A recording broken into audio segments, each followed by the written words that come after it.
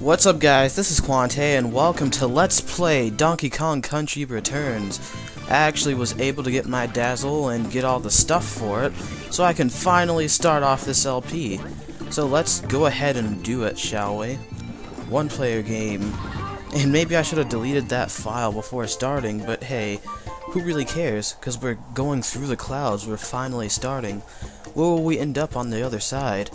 We'll end up in Hawaii, of course, because that's where all volcanoes are located. And it looks like Skit Flash already angered one of the volcano gods because, you know, it's erupting of lava. And there's freaking tikis appearing all over the place. I mean, I don't know why. That makes logical sense, you know. But, wait, what is that? What the crap is that? I mean, what else can the volcano gods throw at us? A giant Alaskan bullworm? And more tikis. But, oh god, look at all that smog. I would hate to be under all of that and crap like that, but whatever. I mean, it's not like this elephant cares. He's more focused on this tiki. I mean, very focused. Because, you know, they're hypnotizing all of the animals. Gotta get all the bananas, yo. And why are there squirrels? That's something that I just really want to know. Like, why the heck are there squirrels in the jungle? It's like... that's the last animal that I would ever think of being in the jungle. I would rather think of a snake eating a squirrel if it was actually in the jungle, but whatever. Enough about squirrels, because a more important animal is going to be coming up next. Like Diddy Kong. And, wait, something's wrong here. All my potassium's gone. Well, I need that potassium overload going on, so let's go chase after them. And DK's like, well, what the heck is all the racket?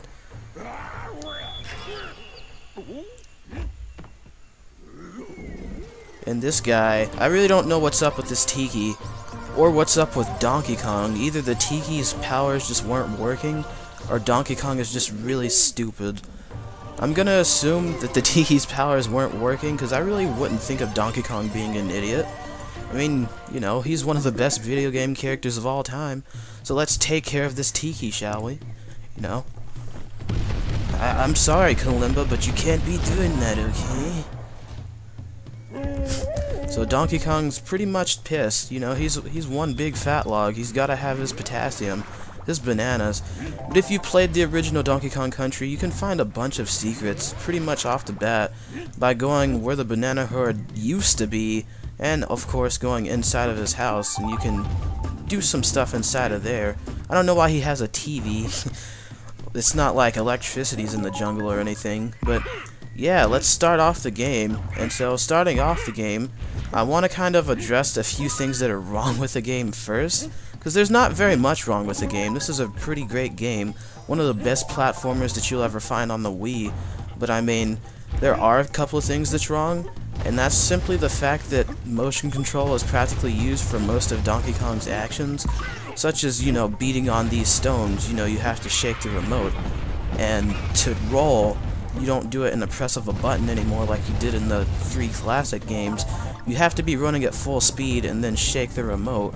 And a lot of people don't really like that. And of course to blow, you know, you have to hold down and then shake the remote. So there's kind of forced motion control here and there, but other than that, it's not really anything too bad. I mean, I don't really mind it. It doesn't really detract from the game any, but I mean, not everybody likes that, and I get that. You know, that was sort of one of the flaws with the Wii in general, you know.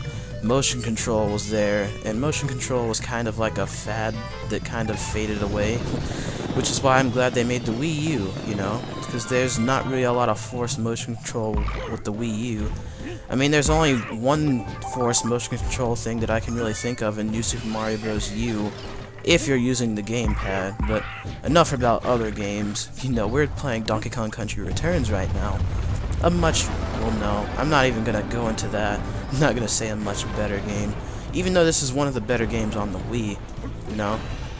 And I'm glad that, you know, they added a lot, such as multiplayer. You know, you can play this at the same time with 2 people. You know, the other person takes control of Diddy, who's on my back right now. And I guess that's one other thing that people don't like, is the fact that you can't use Diddy alone. when you get Diddy, he just goes onto DK's back, and you can sort of use him as like a jetpack guy. He's more of a helper person than anything. He's not really a character that you get to play as unless you're the second player. Unless you're just like me and you cheat and you kill Donkey Kong and then just play as the second player throughout the entire game or something like that to play as Diddy Kong. But other than that, you know, there's not really a way to play as him, which really sucks. But like I said before, there's more good with the game than there is bad, so I don't really worry about those things too much. And one of the best things about, you know, the game in general is the level design. You know, the level design is one of the most important things in a video game, and that's something Retro Studios got right. So, gotta love them. But I've been taking my time to get a couple of puzzle pieces. I'm only going to be doing that for this level, mainly because puzzle pieces don't really do anything at all. I mean, they give you music and concept art, but that's really the only thing that they do, and they don't really add towards your percentage. The KONG letters do, so you want to focus more on getting those in every level than you do the freaking puzzle pieces. But I just wanted to show where they all were on the first level, and just to show that I could actually do that for once in an LP, you know, showing something off. But as of now, I'm not really going to be trying to get the puzzle pieces all that much, simply because they don't really do anything for me. And I already have the concept art and music. And if you want to find the puzzle pieces, I mean, there's no real use of using a guide to get them. Because there's an item that you can buy at a shop, because this game has a shop, of course. You can buy squawks, and if you buy squawks, he'll start squawking every time you get near a puzzle piece. So, you know, those are really easy to find just because of that. You can just find all the puzzle pieces pretty much instantaneously if you have squawks with you. And I did use him to find all the puzzle pieces, dang it, because I really didn't want to end up wasting my time. Because this game has some pretty well hidden secrets, I'm not even gonna lie. Like, there are secrets everywhere in every level, and there are like a certain amount of puzzle pieces in every level too. So, you know, you're gonna waste your time looking for all those secrets, be my guess. Because not even the KONG letters are hidden that well, you know, as well as some of the puzzle pieces are. Most of the KONG letters are... Wouldn't it be a lot easier if I said Kong letters? I don't really know. But most of those are pretty much out in the open. Except for this one, you kind of have to go in the background to get it, because this game is built on a 3D engine and all, and you can go to foreground and background perspectives, which is pretty cool. And I wish a lot more 3D platformer, or this is not 3D platformer, I wish a lot more of the platformers on the Wii would have taken control of that, you know, using a 3D engine and stuff. Because I don't know about Kirby's Return to Dreamland, like, not everything looked flat in that game. Like, a lot of stuff in Kirby's Returns to Dreamland, it actually looks good and sort of fully 3D. Not so much New Super Mario Bros. Wii. A lot of stuff in that game just looks really flat and kind of plasticky. And I kind of don't like that, but again, you know, that didn't stop it from being a semi-good game. I mean, I kind of felt they were a little lazy on it, but I mean, come on now, you know. It's Mario. Can't really penalize it for anything. Because it's Mario. Mario's good. But what does that have to do with anything? I really don't know where I'm going with it at all. But one thing I do like about World 1 is that it's sort of like a tutorial. You know, each and every level introduces you to something new. Like right now, you know, it's called King of Cling. So we're being introduced to the sort of grasses that grow on walls that you can cling to, which will be, you know, used later in later levels in the game. So they're getting you used to everything now in the levels in World 1, so you can, you know, get used to them later, because a lot of the levels in this game actually do end up getting really difficult later on. So it's really good to get used to everything as soon as possible, so you won't end up dying as much in some of the later levels, because I tell you, some of this really does get challenging. And it's a legit challenge, it's not like one of those really cheap challenges that games throw at you nowadays. But yeah. So what are we at? 9 minutes? I think I can fit in a couple of more levels. Hopefully even I could complete all of World 1. That would be really, really great. But I don't think I'm going to end up doing that in this episode. But let's check out the shop. Cranky Kong's cabin. It's about time you visited your frail old grandpa. Give me some of those shiny banana coins and you can pick through my old things. So one of the things that you might want to pick through is this key. You need 20 banana coins to get it. And banana coins are pretty easy to come across because, well, you can find them just about anywhere. And there's good old Squawks, you know, you use them to find puzzle pieces. Here's an extra heart. It's like having a heart container from Zelda, so you can take an extra hit. And this banana juice, it makes you sort of invincible, sort of like a star in Mario, but I haven't really used it that much. I just know it turns Donkey Kong golden, and I don't really know if you can take an unlimited amount of hits. And of course, here are lives that you can buy, just in case you know you're having a really difficult time with the game. But see you later, alligator! Funny that he said alligator, because none of the Kremlings appear at all in this game.